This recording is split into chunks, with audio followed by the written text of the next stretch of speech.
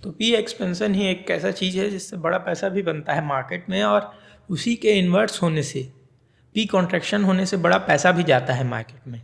अक्सर जो intelligent investor होता है वो तब लेता है शेयर को जब पी एक्सपेंशन उस शेयर में पॉसिबल होता है, और अक्सर रिटेलर्स और यूफोरिया फोमो में आ जाने वाले इन्वेस्टर्स, इमोशन से ड्राइव होने वाले इन्वेस्टर्स तब लेते हैं शेयर को जब पी कॉन्ट्रैक्शन होने वाला होता है। मार्केट में पैसा इमोशन से ही बनता है, मगर इमोशन में बह जाने से नहीं, बल्कि इमोशन के साथ खेल पाने से, लोगों के नहीं, शेयर के इमोशंस को लोगों के प्रति समझ पाने से, लोगों के इमोशंस को शेयर के प्रति समझ पाने से।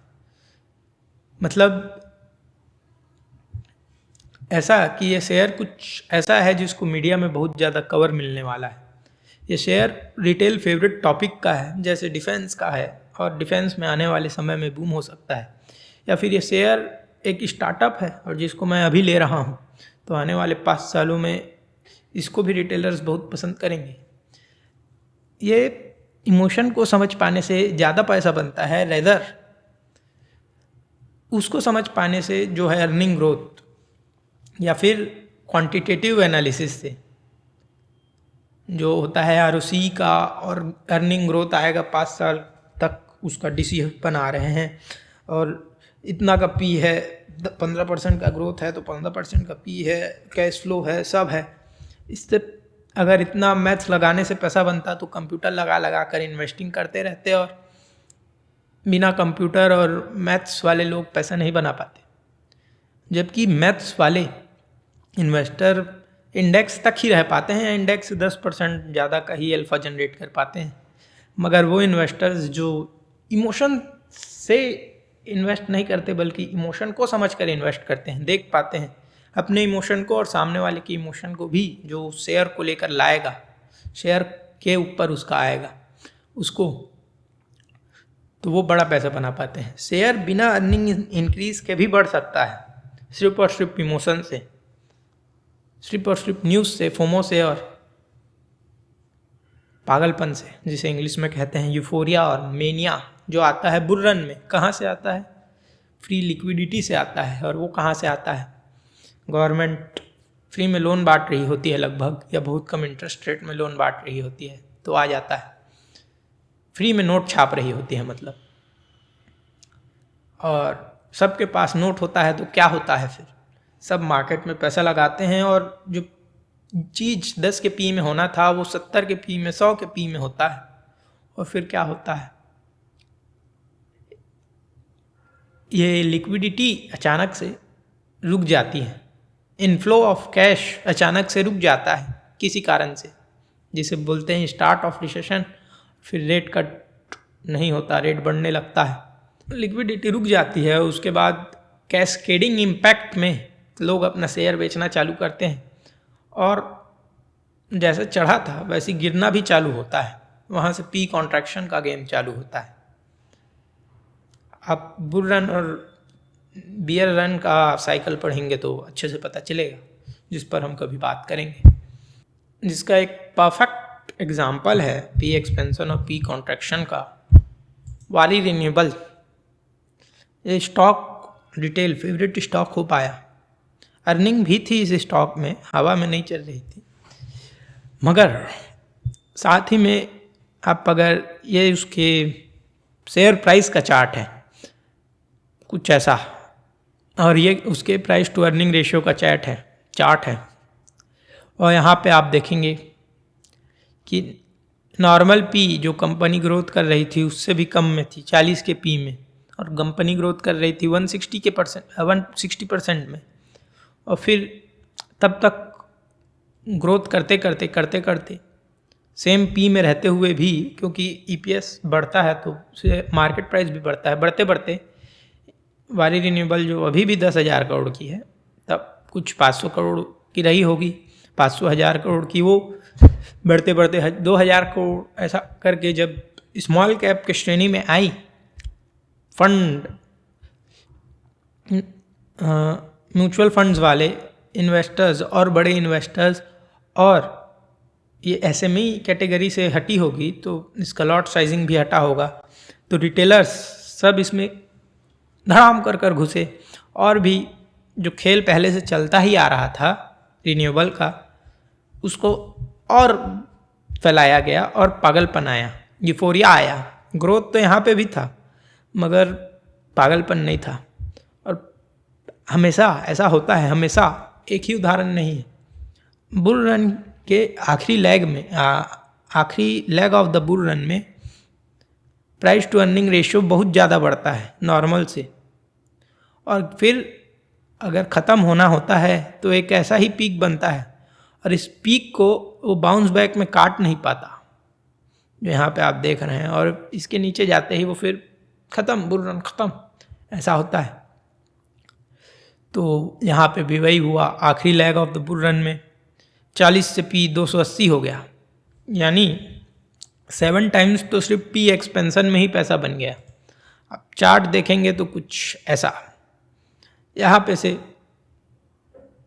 इंस्टीट्यूशंस ने खरीदना चालू किया होगा, नॉर्मल लोगों ने खरीदना चालू किया होगा, और फिर फोमो में ये और बढ़ेगा कर कर पीक में इधर खरीदते हैं रिटेलर्स, और फिर क्या होता है, वहीं से घूमना चालू होता है ऊपर प्राइस में। इंस्टीट्यूशंस और बाकी अच्छे होशियार इन्वेस्टर्स थोड़ा थोड़ा बेचना चालू करते हैं, और अचानक से ये रुक जाता है, और फिर जब ये एक पीक बनाकर नीचे आता है और उस पीक को एक क्रॉस नहीं कर पाता, उसमें स्ट्रेंथ नहीं दिखती, तो फिर कैस्केडिंग इम्पैक्ट चालू होता है। ये लोअर लो कटता है और फिर एक लोअर लो का ट्रेंड चालू हो जाता है हायर हाई से, और कहो मंदी आ जाती है एक तरीके से, और फिर होशियार एग्जिट करते हैं, और नॉर्मल रिटेलर्स, क्योंकि ये 20%, 60%, 50% टॉप से डाउन है, एवरेज करना चालू करते हैं। पी नहीं देखते, जो कि तब भी 100 का रहा होगा, इवन आफ्टर 50% फॉल वो लेना चालू करते हैं, और फिर उनके 50% फॉल से फिर 40-30% गिर जाता है, क्योंकि वैल्यूएशन ही कुछ ऐसा था। 280 के पी से भी अगर 50% गिरता है तो 100 के पी में ही आएगा, और 100 से भी फिर गिरता है 50% तो 50 के पी में ही आएगा, तो भी महंगा है। तो वैसा होता है। फिर वो गिरता है, फिर वो एवरेज करते हैं, फिर खड़े प्राइस में फिर वो एवरेज करते हैं। नए रिटेलर्स भी एंकर बाइस का कि ये तो 2500 का था, अभी 1000 का है, 800 का है, लेना चालू करते हैं, नए फ्रेश एंट्रीज बनते हैं। और यहाँ पे भी जो यहाँ पे जिन्होंने लिया था और यहाँ पे जो एग्जिट नहीं कर पा रहे थे, वो जैसे ही स्टॉक थोड़ा सा ऊपर चढ़ता है बेचते हैं, जैसे ही थोड़ा चढ़ता है बेचते हैं, रिटेलर्स लेते हैं, और ये अपने हाई को फिर लाइफ टाइम में कभी क्रॉस नहीं कर पाता, लाइफ टाइम में। क्यों? क्योंकि ये यहाँ से जो यहाँ तक का पीरियड था, यहाँ से यहाँ तक का जो पीरियड था वो कॉम्पिटिटिव एडवांटेज का पीरियड था। यहाँ पे ज़्यादातर नॉर्मल लोगों को, नॉर्मल बिजनेसमैन्स को जो 100-50 करोड़ के हैं, उनको नहीं पता था कि रिन्यूएबल इतना बड़ा होने वाला है। ये पता भी था तो श्योर नहीं थे। यहाँ तक उस पागलपन का शिकार वो भी हो चुके होते हैं, और फिर वो मार्केट में एंट्री मारना चालू करते हैं। और जब कोई कंपनी 42 का ROC कमा सकती है तो फिर वो तो 15 का कमा रहे थे उससे पहले, तो वो 40 में भी लगाने को तैयार है, उसके बाजू वाला 30 में लगाने को तैयार है, 30% के प्रॉफिट मार्जिन में, उसके बाजू वाला 15% के में। जब तक ये कॉस्ट ऑफ इक्विटी तक नहीं आ जाता, इसमें ऐसा कंपटीशन आते रहता है। सेक्टर भी रिन्यूएबल का है, ऐसा नहीं है कि इसमें ब्रांड है कि तेरे को बेचना है अपना कपड़ा तो 100 में बेच, मैं तो 10,000 में ही बेचूंगा और 10,000 में भी बिकेगा, क्योंकि 10,000 की सेपरेट कस्टमर है। ये कमोडिटी है, ये बिजली है, जो मार्केट प्राइस है उसी में बेचना पड़ेगा, यहाँ तक कि उससे भी कम में बेचना पड़ेगा। तो फिर मार्जिन्स कट होने चालू होते हैं, और ग्रोथ स्लो डाउन होना चालू होता है, सेचुरेट होना चालू होता है, वेनिश होना चालू होता है, और ये कभी अपने हाई को 5 साल, 10 साल, 2 साल, 3 साल ऐसा काट ही नहीं पाता। हर एक बुल रन की कहानी है। ये तो अभी का लेटेस्ट एग्जाम्पल है। आप थोड़ा प्रीवियस एग्जाम्पल में जाएं तो ये 2003 के से 2008 तक के बुल रन का शेयर है। इंफ्रास्ट्रक्चर, तब भी पावर इंफ्रास्ट्रक्चर का बूम था, अभी रिन्यूएबल का बूम है वैसे ही, और ड्रिवन बाय सेम रीजंस और थोड़ा से अलग रीजंस। तो 2005 से 100 के प्राइस से लेंसन एंड टूब्रो हो गया 972 के प्राइस में, 972 के प्राइस में। और पी यहाँ तक का तो दिख भी नहीं रहा, मगर एक इंफ्रास्ट्रक्चर कंपनी का पी, एक ऐसे कंपनी का जिसमें कोई भी एंट्री बैरियर नहीं है, गवर्नमेंट फेयर ग्राउंड चाहती है और किसी को भी जिसके पास कैपिटल है कम प्राइस देने पर कॉन्ट्रैक्ट दे देगी, उस शेयर का प्राइस टू अर्निंग रेशियो 60 हो गया।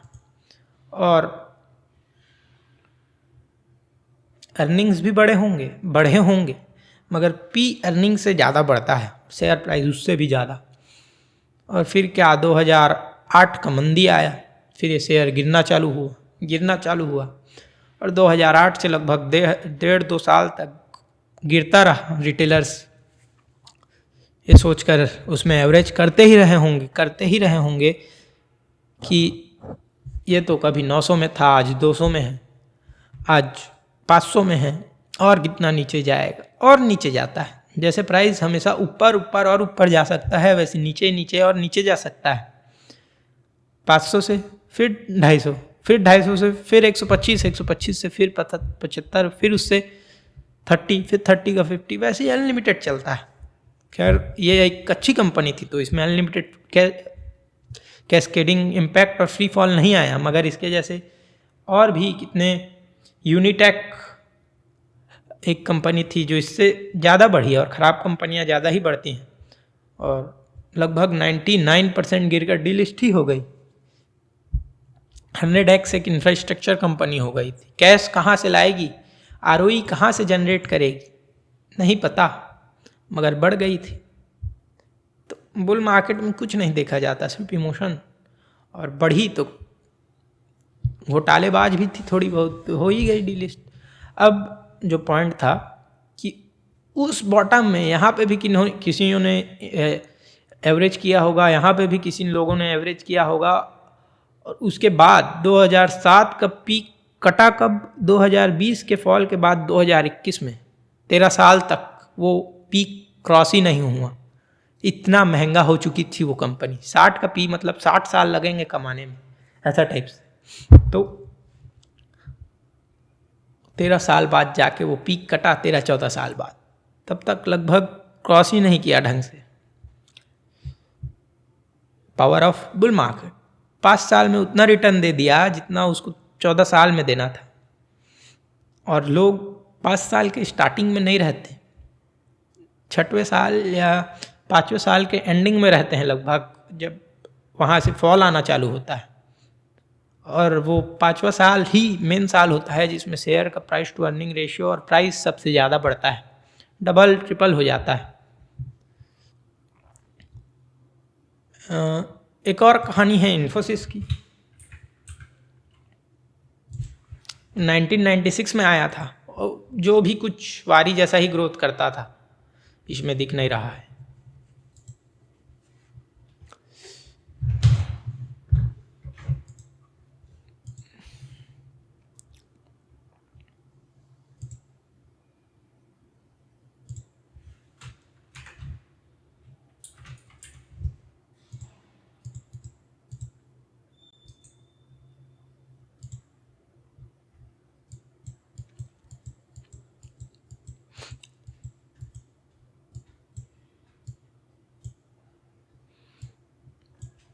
और इसका शेयर प्राइस देख सकते हैं आप, ग्रोथ यहाँ से यहाँ तक सेम ही था 100%, मगर यहाँ से यहाँ तक नॉर्मल रैली और यहाँ से यहाँ तक पागलपन की रैली, यूफोरिया की रैली, जिसमें पी 280 तक चला गया था, और कभी 7 के पी में था जब लिस्ट हुआ था, तो 7 या 20 कुछ के पी में। और फिर क्या, वहाँ से .com बबल बूम बस्ट हुआ, यहाँ तक कंपनी का ग्रोथ स्लो डाउन हो चुका था और यहाँ से फिर कंपनी कुछ 5 सालों के लिए 100% तक का ग्रोथ दिखाया कंपनी ने, मगर पी इतना बढ़ चुका था कि वो जाके क्रॉस हुआ 2007 में लगभग, और फिर वो 2008 में गिर गया। तो उस रेंज में कंपनी 2013 तक रही लगभग। तो जितना रिटर्न उसको आने वाले 10 सालों में देना था उतना रिटर्न 2 सालों में दे दिया। This is bull run and P expansion. कैसे होता है उसका मैथ्स भी देखते हैं।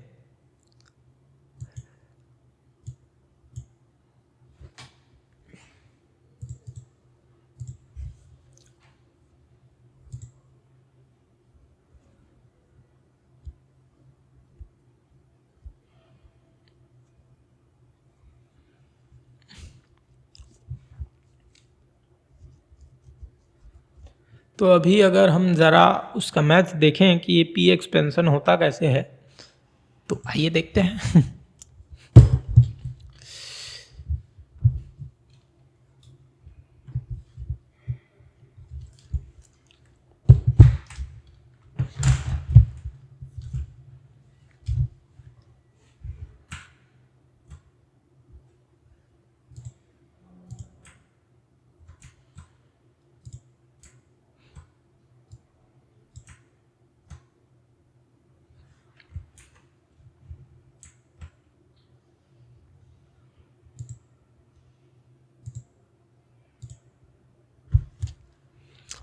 पी का फॉर्मूला क्या है? प्राइस टू अर्निंग रेशियो होता है stock price divided by EPS. EPS यानी अर्निंग पर शेयर, और अर्निंग पर शेयर यानी कंपनी का टोटल इनकम डिवाइडेड बाय कितना कंपनी का टोटल शेयर है। यानी अगर ईपीएस को बढ़ना है तो कंपनी के यानी अगर स्टॉक प्राइस को बढ़ना है और पी को सेम रहना है तो ईपीएस को बढ़ना होगा, और अगर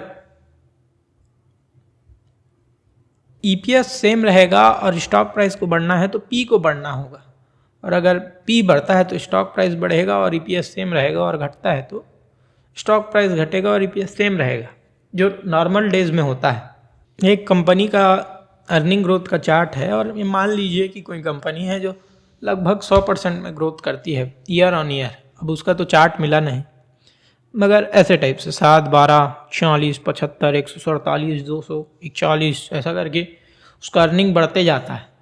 तो फिर क्या होगा? और स्टॉक मार्केट शेयर्स को वैल्यू करता है price to earning PE to growth ratio में 1 का। यानी अगर कोई कंपनी 100% ग्रो करती है तो मार्केट उसको जनरली 100 का पी देता है, और अगर कोई कंपनी 10% ग्रो करती है तो 10 का पी देता है नॉर्मली। मगर 100% ग्रोथ करने वाली कंपनीज क्योंकि बहुत कम होती हैं, तो कभी कभार पागलपन के कारण, मार्केट में बहुत ज़्यादा पैसा होने के कारण, लिक्विडिटी होने के कारण और रिटर्न चेस करने के कारण लोगों के, वो 100% ग्रोथ करने वाले पी में 100% ग्रोथ करने वाले स्टॉक में बहुत ज़्यादा पैसा जाने लगता है, जिससे उसका पी 160, 200 ऐसा हो जाता है। और फिर क्या होता है देखते हैं। तो पहले साल क्या होता है इसको देखिए। कोई स्टॉक के बारे में नहीं जानता, कंपनी वारी रिन्यूएबल है, 500 करोड़ 1000 करोड़ की कंपनी है, 500 करोड़ भी से भी कम, 250, 200 करोड़ 100 करोड़ की कंपनी लिस्ट हुई है 1 रुपए में, और उसको जाना है 2500। तो कौन जानेगा उसके बारे में? कोई नहीं जानता। अब कंपनी लिस्ट हुई है पी के 10 में, उससे भी कम में हुए रहती हैं ओरिजिनल मल्टीपैकर्स 5, 7 ऐसा, और कंपनी का ईपीएस है 10, यानी स्टॉक प्राइस होगा 100, 10 डिवाइडेड बाय पी अगर 10 है तो 100, और अगले साल ईपीएस डबल हो गया। पी सेम रहता है क्योंकि कोई जान नहीं रहा अभी भी, तो प्राइस डबल हो जाएगा, पी 10 का रहेगा और ईपीएस 20 हो जाएगा। अब ईयर 3 में पी 20 का हो जाता है, क्योंकि लोग अब जानने लगे हैं, तो कुछ इनिशियल इन्वेस्टर्स ने उसमें इन्वेस्ट किया, उसका ट्रैक रिकॉर्ड देखकर, फ्यूचर जज कर कर, और पहले होशियार लोगों ने पहले ही कर लिया था। कुछ वैसा ही उदाहरण की ट्रेन रेलवे स्टेशन से छूटने वाली है, और आप जहाँ से वो आती है पहले रेलवे स्टेशन में जहाँ से ट्रेन का स्टार्ट होता है लगभग 1-2 घंटे पहले ही खड़े रहती है, वहाँ पे से जाके बैठ गए हैं आप वो वाले ईयर 1 वाले इन्वेस्टर हैं। और अगर आप ट्रेन छूटने वाली है और 15 मिनट पहले आते हैं तो आप तत्काल टिकट कटा के एक्स्ट्रा प्रीमियम दे के तो आप ये ईयर 2 वाले इन्वेस्टर हैं। और आप चलती ट्रेन में कूद कर चल रहे हैं तो ईयर 3 वाले हैं। और चलती ट्रेन में आप छत पर चढ़कर चल रहे हैं तो आप वो रिटेलर इन्वेस्टर हैं जो 200 के पी में स्टॉक को खरीदता है, वो भी जब ग्रोथ स्लो डाउन होने वाला है। और फिर हालत तो आपने देखा ही एग्जाम्पल से क्या होता है। तो ईयर 2 का बात करते हैं, EPS डबल हो, ईयर 3 का बात करते हैं, P डबल हो जाता है क्योंकि लोग जान गए और 100 का ग्रोथ है और मार्केट तो 1 का पैक देता ही है, तो अभी भी लोग इसको सस्ता मानते हैं। P डबल, EPS भी डबल क्योंकि वो तो होना ही है। तो 2 टाइम्स EPS इंक्रीज और 2 टाइम P इंक्रीज में 4x प्राइस इंक्रीज होता है, जो 800 का प्राइस कर देता है शेयर का। अब year 4 P gets to 40, EPS gets to 80, वो भी डबल होता है। और फिर दोनों डबल होके 4x कर देते हैं। कंपनी का प्राइस, स्टॉक का प्राइस 3200 हो जाता है, यानी फिर से 4x। अभी तक उस आदमी का पैसा 32 गुना हो चुका है जिसने 100 रुपये में लिया था। अब फिर से 5वें साल में कंपनी का P 250% बढ़ता है, क्योंकि ये आखिरी साल है बुल रन का या फिर उस कंपनी के बुल रन का, पागलपन का, जब लोग उसमें सैचुरेशन नहीं आने वाला है और उसका ग्रोथ स्लो डाउन नहीं होने वाला है उसका। और ये पैटर्न बड़ा अजीब है, प्राइस अर्निंग इंक्रीज का और मार्केट में सैचुरेशन आने का कोई इंटरलिंकनेशन नहीं है। ग्रोथ स्लो डाउन का और उसी साल जिस साल ग्रोथ स्लो डाउन होना चालू होना है, प्राइस टू अर्निंग रेशियो बढ़ने का कोई लिंकेज नहीं है, मगर फिर भी ऐसा होता है। और उसी ही साल कंपनी अपने पास से लो डिलीवर करना चालू करती है और फिर कभी अपने पास्ट के परफॉर्मेंस में नहीं जा पाती। अब P जाता है 250, क्योंकि पागलपन है, और EPS जो बढ़ रहा था वही बढ़ता है। तो एक 2.5x इंटू 2x 5x, और जो प्रीवियस प्राइस था 3200 का इंटू 3200 इंटू 5x हो जाता है, 16,000 प्राइस हो जाता है। 160x हो गया है उस आदमी का पैसा जिसने शुरू में लिया था। कुछ वारी जैसा उदाहरण।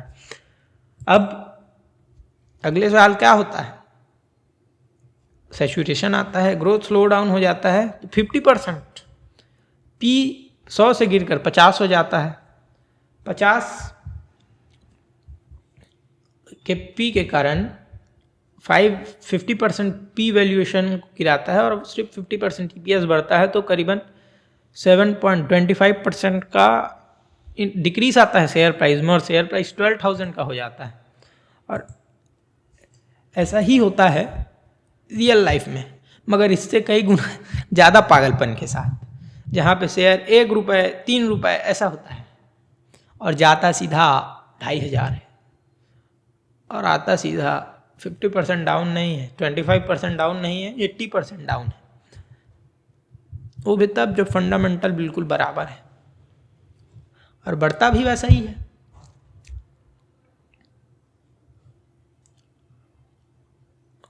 तो इसीलिए अगर आप एक अच्छे इन्वेस्टर हैं तो ट्रेन की शुरुआत में चढ़ना, यहाँ कहीं पर चढ़ना, यहाँ पर, वो एक अच्छे इन्वेस्टर की निशानी है।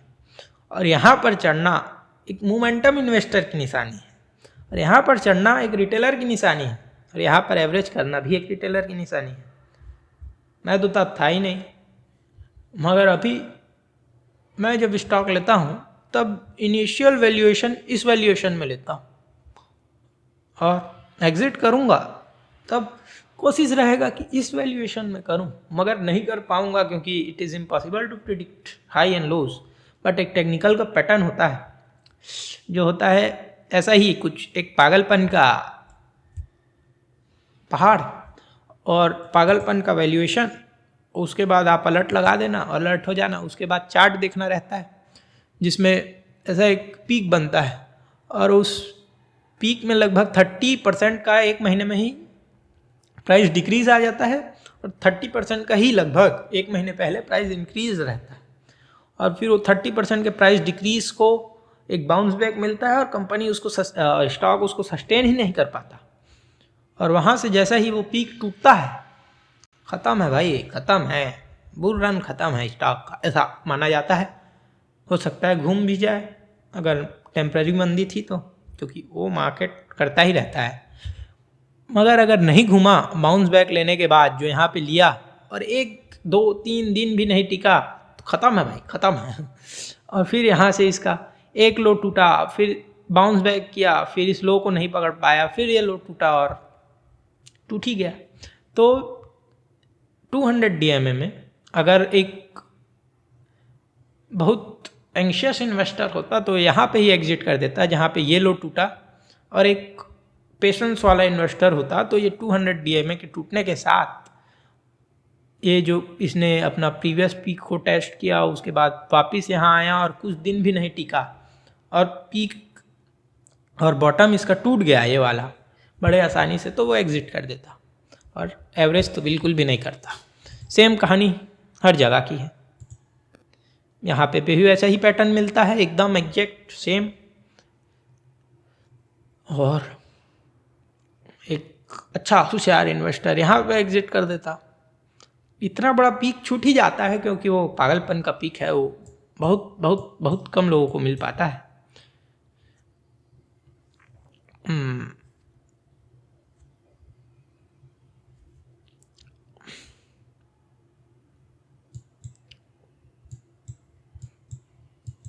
और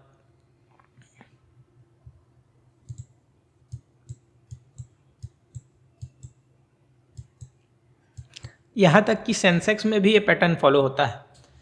आखिरी leg of the bull run में कुछ ऐसा रैली आता है जिसमें ऐसा पीक बनता है, फिर वो गिरता है, जितना पीक बना था उतना ही और उतने ही देर में लगभग, फिर वहाँ से एक बाउंस बैक लेता है और वो बाउंस बैक उस पीक को क्रॉस नहीं करता।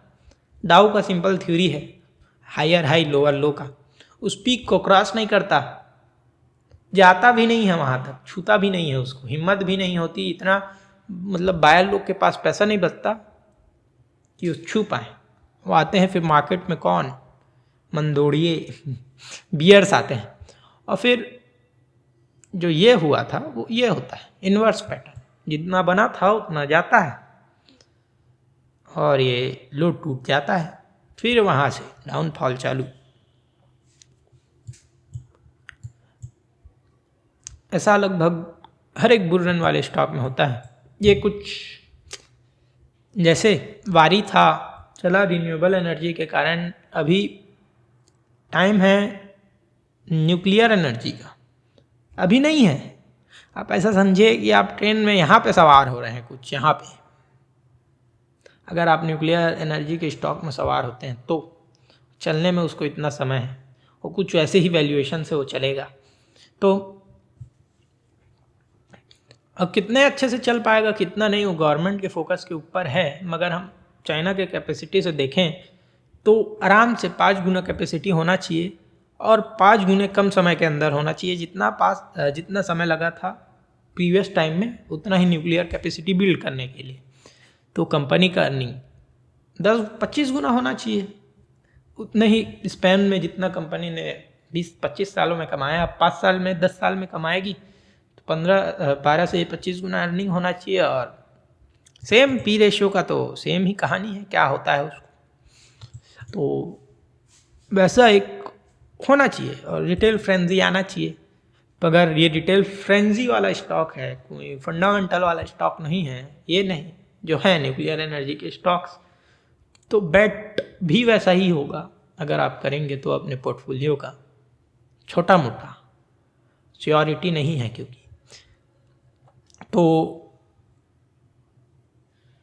करना नहीं करना आपके ऊपर है। और मैं से भी रजिस्टर्ड हूँ नहीं तो मैं एडवाइस भी नहीं कर सकता आपको। मगर एक ऐसा पैटर्न जो हमेशा बुल रन में फॉलो होता है, उस पैटर्न के अकॉर्डिंग न्यूक्लियर एनर्जी अभी फिट बैठ रहा है, एनर्जी, डिफेंस, सेमीकंडक्टर, ये नाम ही लगा दो और कंपनी अगर बुल रन के समय है तो 100 का पी गारंटीड। ये बुल रन का कहानी होता है, पागलपन होता है। तो ऐसा ही कुछ है, कुछ कंपनीज, उनमें से एक है ये वालचंद्र, जिसमें 2008 में भी सेम पैटर्न फॉलो हुआ था।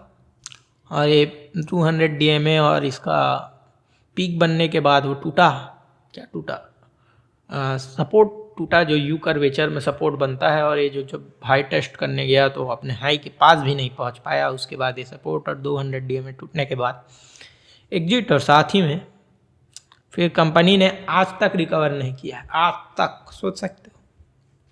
तो जो यहाँ पे ले लिया होगा कि ये अपने हाई से 90% डाउन में है, सरकारी कंपनी है, बढ़िया कंपनी है, ले लेना चाहिए, उसका हालत क्या होगा।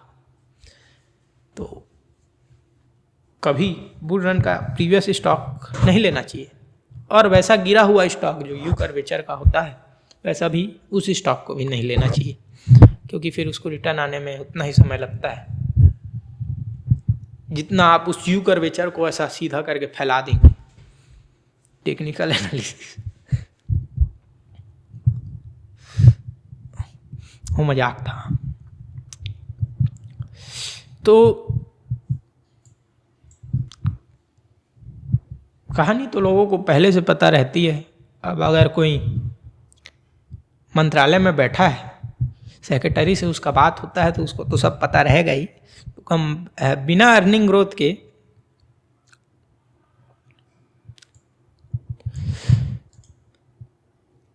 कंपनी ऑलरेडी 7-8 गुना हो चुकी है, मगर अभी भी बुल रन के हिसाब से, पागलपन के हिसाब से सस्ती है। तो आप देख सकते हैं, रिसर्च कर सकते हैं न्यूक्लियर स्टॉक्स के ऊपर। एक ये भी है कुछ उसी पागलपन का शिकार कंपनी। और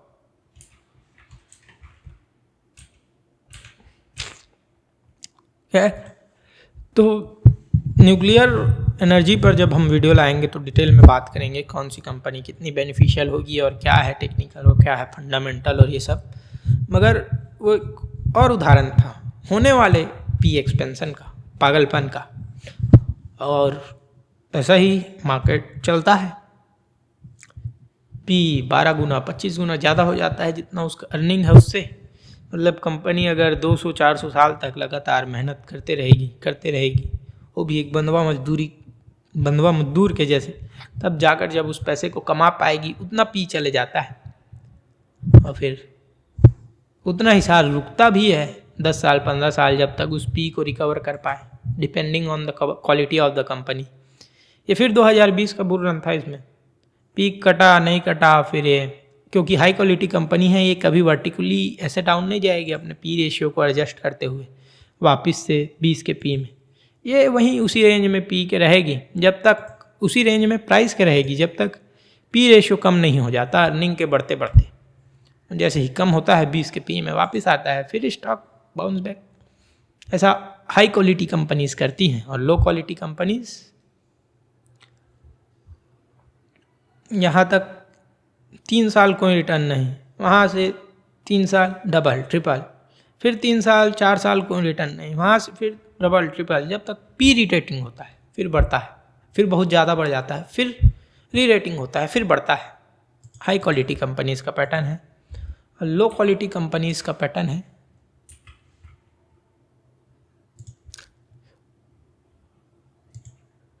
वो फिर कभी बढ़ता ही नहीं है उस पीक के बाद जो उसने बुल रन में देखा है। इसीलिए बुल रन के कंपनियों से सावधान भी और जानदार भी, जानो भी, पार्टिसिपेट भी करो, मगर संभल कर और पीक में नहीं। जो रिटेलर अक्सर गलती करते हैं और फिर कहते हैं ये तो बहुत बढ़िया स्टॉक है, और फंडामेंटल बढ़िया ही होता है मगर थोड़ा सा वैल्यूएशन नहीं जस्टिफाई कर रहा होता। और भी उदाहरण है, केन्स। जो बुल रन में अक्सर करती हैं कंपनियां, वो हैं फजिंग ऑफ द अकाउंट। जो ये कंपनी करती है और बहुत अच्छे से करती है, और फिर झूठ भी बोलती है, गलती हो गया था, हमने वो नोटिस नहीं किया ऐसा करके। कोटक ने रिपोर्ट निकाला है कुछ, तो फिर पी देखें आप कंपनी का, भाईजान 68 स्टार्टिंग से ही ज़्यादा था, मगर वो पीक नहीं था। 68 से जाता है सीधा 170 200, और फिर न्यूज़ आता है मोतीलाल ओसवाल का कुछ, और क्योंकि पागलपन है, सीधा 50% ड्रॉप।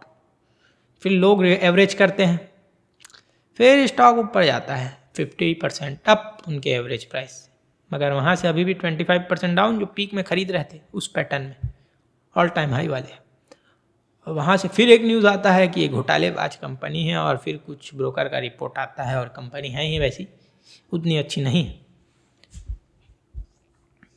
एक अच्छा उदाहरण था मैनेजमेंट के क्वालिटी के ऊपर, लेकिन वो थोड़ा सा ऑब्सीन उदाहरण था, यहाँ नहीं लेंगे। तो उतना ही पवित्र मैनेजमेंट होता है, और एक बार अगर उसका पवित्रता खनन हो जाए तो समाज उसको स्वीकार नहीं करता, और हम भी नहीं स्वीकार करते ऐसे मैनेजमेंट्स को। तो वहाँ से फिर पी 72 140 से फिर 50% of 250, again average up 140, again 70, 50-50। Company गिरा 50, कंपनी गिरा 50, एवरेज करते रहो। यहाँ पे फिर इसका हाई सस्टेन नहीं हुआ, होने वाला था टेक्निकली, मगर न्यूज़ आ गया। और अब शायद जैसा जैसा इसका न्यूज़ आता है, और जैसा जैसे इनके प्रमोटर्स मैनेजमेंट का हरकत है, शायद ही इसका पीक कटेगा। खैर, इसने वैसा पागलपन का बुल रन भी नहीं देखा है, एक ऐसा स्टैंडिंग यूं नहीं बना है, कट भी सकता है, मगर 203 का पी तो छू कर आ ही गई है, और 20,000 करोड़ की हो ही गई है। तो अब कितना ही बड़ा इसका मार्केट होगा जो और बढ़ पाए। और अर्निंग ग्रोथ है भी नहीं उतना जितना का पी है, ऐसे भी अर्निंग ग्रोथ भी स्लो डाउन हो गया 60%। तो पी रेटिंग होगी, अब ये मार्केट के हिसाब से ठीक ठाक वैल्यूएशन में है, और ठीक ठाक है, लेकिन उतना अच्छा नहीं है। ये बात है कि यहाँ से आपका पैसा नहीं बनेगा, अटकेगा ही, जो आप नहीं। पास्ट के इतने उदाहरण तो देख ही लिए, दिखा ही दिया। तो ऐसा जज करना होता है स्टॉक्स को। टाटा मोटर का स्प्लिट हो गया, मगर उसमें भी कुछ ऐसा ही पैटर्न है। 2020-21 से स्टॉक चलना चालू होता है 60-40 रुपये से 900 रुपये, 1000 रुपये भी ऊपर जाता है, कुछ याद नहीं मेरे को अच्छे से, मगर फिर वापस 600-500 तक आता है, और कुछ 6-7 महीने उसी रेंज में गुजारता है, जहां लोग एवरेज करते हैं और सोचते हैं कि ये तो इतना अच्छा स्टॉक है, इसको तो अब ऊपर जाना चाहिए, मगर वो नहीं जाएगा, क्योंकि वो अच्छा स्टॉक है, क्योंकि उसमें अब रिटेलर्स घुस चुके हैं, और अब उसमें पी एक्सपेंशन और ये सब नहीं होने वाला। और अब उसके लिए ये एक रेजिस्टेंस है, ये एक रेजिस्टेंस है, ये एक रेजिस्टेंस है, ये एक रेजिस्टेंस है, ये एक रेजिस्टेंस है। यहाँ हर एक पॉइंट में रिटेलर्स ने एवरेज किया है, और जिनको बेचना था वो बेच चुके हैं, उनको और ख़रीदने का मूड भी नहीं, वो यहाँ पे ख़रीद चुके थे।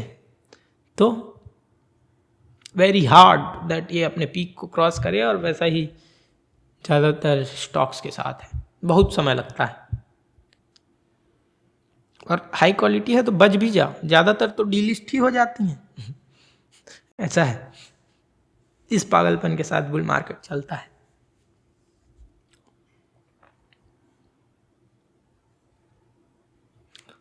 बुल मार्केट में पैसा भी ऐसा बनता है 100 गुना 200 गुना, अगर लक लग गया या फिर दिमाग लग गया, फिर गिर गुरा के बचता है। अगर अच्छा दिमाग वाला आदमी है तो 20-30-40-60 गुना, और अगर आउट ऑफ ब्रेन है तो वो तो एंट्री ही यहाँ पे करते हैं और फिर माइनस में रहते हैं। और क्या,